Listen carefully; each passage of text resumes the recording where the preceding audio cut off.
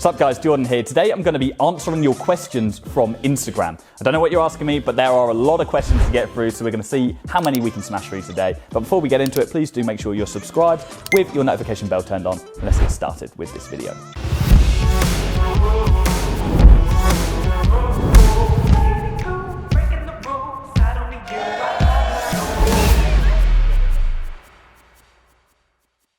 Okay, so let's dive straight into this. I'm going to screen record. I'm probably just going to randomly flick through and just select random questions because I don't really know another fair way to do this. These may be lifestyle questions or social media marketing or a mix of the both. Who knows? So let's get cracking.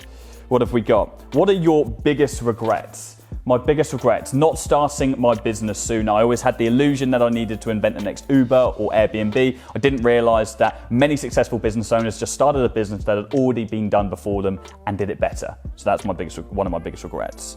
What else have we got? Next car after the Porsche, probably a Ferrari 458 Spider.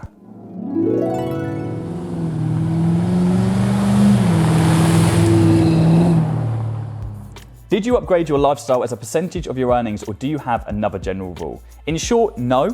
There's no math equation for how I allow myself to spend my money. I would say I'm generally quite a frugal person. I live way within my means. Someone once told me to do that, and I'm so glad I do, because I'm not constantly chasing the next paycheck because I'm spending or matching my outgoings to my new earnings.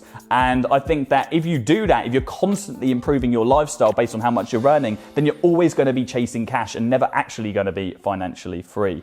So yeah, be frugal. Just like buy things you want to buy, enjoy things you want to enjoy, but just don't go excessive with everything. Creative agency versus advertising agency, which is best? Good question. A hybrid between the two would be my answer. Check out Hamby Media, the guys I work with for my video production and on the YouTube channel as well. A hybrid between creative, right, creating really great content and then advertising that content as well to generate sales for businesses. That would be the ultimate agency in my opinion. Can you get clients in the last month of the year? Absolutely. We've got 6 new clients in the last 14 days alone. We will continue to take on clients on the whole run up to Christmas. All businesses want to advertise around Christmas time because that's the time the majority of their customers are spending their cash. So yes, absolutely. You should still be outreaching and still be signing up clients.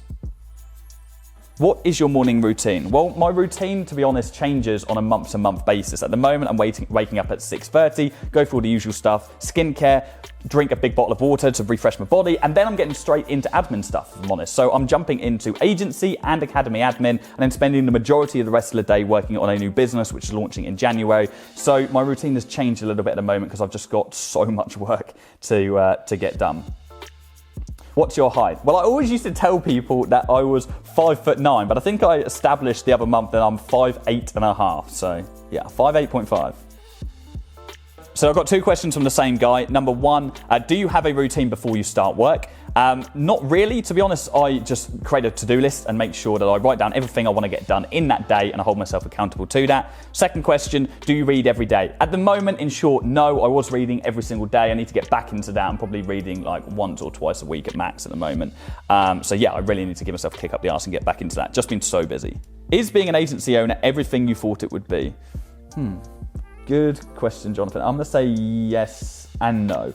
Yes, for the reason of the position I'm in right now. Okay, so where I am right now, working 1 hour a day within the agency, having the team, being in the financial position, absolutely, this is exactly what I thought it would be. But no to the actual build-up. There was a lot more work to be put in than I initially anticipated. This is a sales-based industry. You're going to have to do a lot of outreach. You're going to have to run the ads yourself to start off with, and so you're not just going to be able to work 2 hours a week. Okay, so whoever's telling you that, this is not a get-rich-quick scheme. This is a real viable business option, and you have to put in the work to get to where you want to be. Can you build it to a position where you're financially and time free?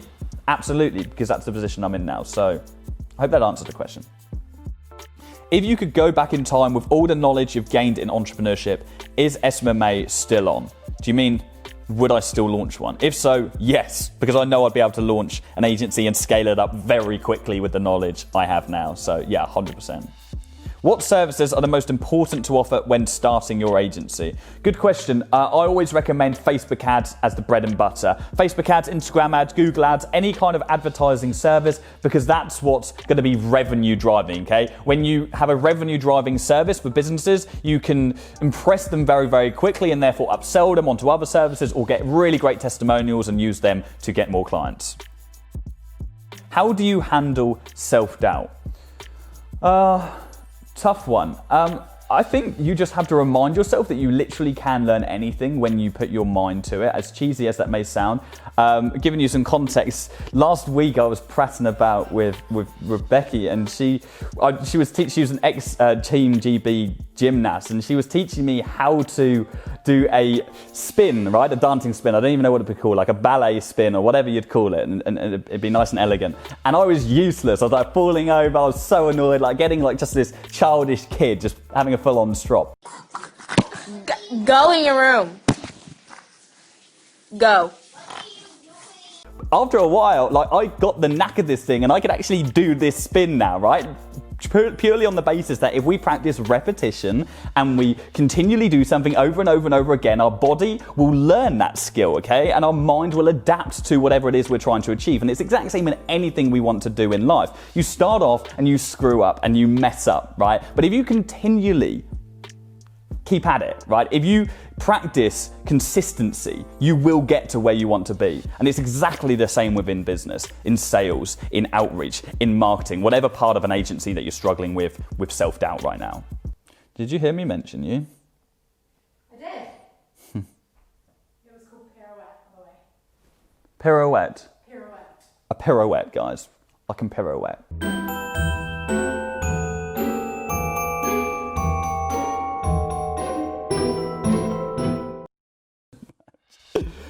Do you feel your productivity is the same now you are in a relationship? Good question. I've got to be careful. Becky, can you leave the room for a moment whilst I answer this? No, yeah, absolutely. My productivity is exactly the same. I think you make conscious choices in life as to where you want to spend your time. And yeah, absolutely. Was I working 16, 18-hour days when I was single? Yes. Is that healthy? Probably not. Am I doing that now? No. Does that make me less productive? No. I just had more time on my hands. It doesn't mean I'm less productive. So absolutely not. I'm still getting a lot of work done. What has been your favorite part in your YouTube journey thus far? Well, it's got to be hitting 100K. That was pretty massive. I didn't even think that we'd get to 100K. And we're still growing. We're going like 10K subs a month at the minute. So thank you guys. I really, truly appreciate that. And of course, the constant stream of feedback from you all and the messages about how useful the content has been. That's purely what's the only reason I launched this channel, was to give more away for free than other people have you pay for. So I couldn't ask for anything else. It's been amazing. How to convince a client? Well, what you do is you go into your meeting, you pull out a revolver from your back pocket, you hold it to his head, and you say, sign on the dotted line. Nah. You don't convince, full stop. We do not convince people, right? You're not hard selling in digital marketing. You want to just present someone with an opportunity which is so massive to them that they cannot refuse but to sign up with you, right? And that doesn't always work out like that. But if we want to plant that seed of somebody desiring our product or our service, I always find that one of the best tools we have is the law of comparison. We compare our potential customer to one of their competitors who are already doing what we want to do for them. They're already advertising. And it doesn't even matter if they're doing a good job. The minute we compare someone to someone else, they get their back up and they're like, what? No, we're better than them. They're nothing compared to us. And they want to start advertising. They want to do whatever their competitor is doing that they're not doing, whatever service you are offering. So use the law of comparison. That's a nice way to, quote unquote, convince people. Can you share how you wrote your book, how long it took, and how you planned it out? Yeah, that was a stressful project. I will write more books in the future, but yeah, my mind isn't ready for it yet. I essentially recorded a series of videos, then I transcribed those videos into text and rewrote them so they were grammatically correct and of course in a readable format, okay? So that really saved me a lot of time instead of just typing everything out. It took, I would say, 3 to 6 months, and yeah, that's pretty much it. And I use the fulfillment company so I don't have to store anything, and the company that print the books are called Biddle's Books, if that interests you. If you've felt like quitting before in your early stages of the agency, what kept you going? Nice question. Honestly, probably pride. I had too much pride to go back to a job. There was no way that I was going to go back to a job after quitting and saying I'm starting my own business, announcing that to my friends and family. I was just not going to do that. So I would have done anything in my power to make sure I didn't have to. And I did. Hence why I smashed out so much outreach numbers over the months and signed up so many clients so quickly. I was so committed to not going back to where I had came from. And I definitely didn't want people to be able to say, I knew we wouldn't be able to do it. So yeah, probably pride. Anyway, guys, there are so many more questions on here, but lots of them are like really in detailed questions about like ad strategies and all sorts of stuff, like stuff we literally cannot answer on this kind of a Q&A.